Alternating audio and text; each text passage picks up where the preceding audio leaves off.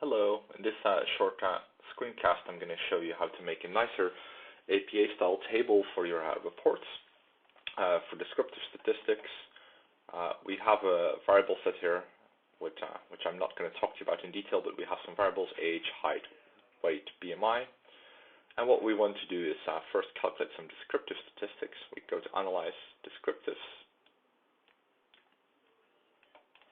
I've already put them in here. We have age, height, weight, BMI.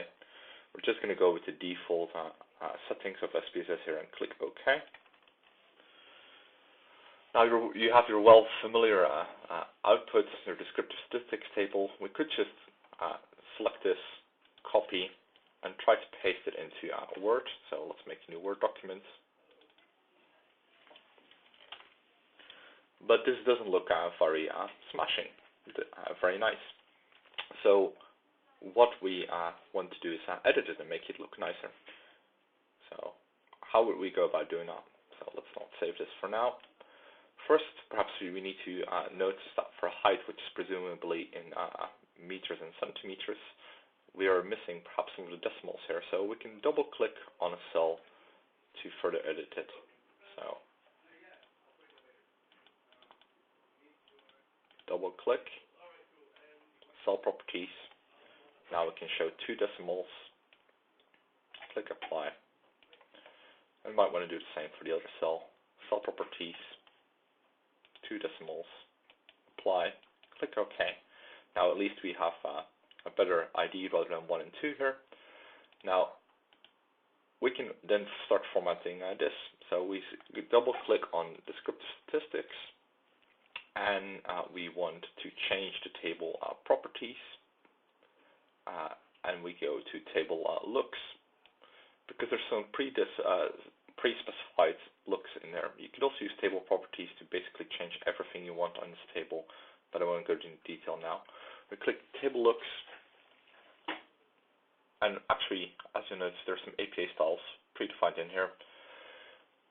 For now, let's just go with APA sans serif 10 point. We click OK, and it will format it into a nicer format. Now we could again try and copy paste this into Word, but it might mess up all sorts of things and not look very nice, so we're going to export it. So we right click and click export, and then we select Word RTF from all the different options. There's some other formats as well. It will print this to a certain location, in this case my Dropbox. We click OK. It already exists in my case, so I'm going to replace it. Then I'll go to my Dropbox, where we have the file, and there we have our nicer formatted table. Now you might still want to make some changes here. We could have done that in SPSS, but let's make some further changes here. We might want to center some of these values, so we're going to center them so that they're right below this. And then perhaps we don't need this n is 100 column, so we could choose to delete that, because they're all the same values and it's to some degree redundant. So we're going to delete cells. Now we have this. This is also now redundant. We can again delete rows, but now we're missing our underlining our underlining of cells. So let's do that. And we have another underline, so I just clicked borders and then selected a bottom border. Now we still want to have the information that we're dealing with 100 cases, so I'm just going to put that in the caption. And there we have it, our nicely formatted table. Perhaps we can still use some abbreviations. We can put SD, we can put max and min, and this looks nearly good to go. Rather than, we should bear in mind that this is a .rtf or .doc, not a .docx, so it's not as formatable or as nice as other versions of Word. So we're just going to copy and paste this into a new Word document. So we select everything, Command C or Control C, and then we're going to make a new document and paste it in here.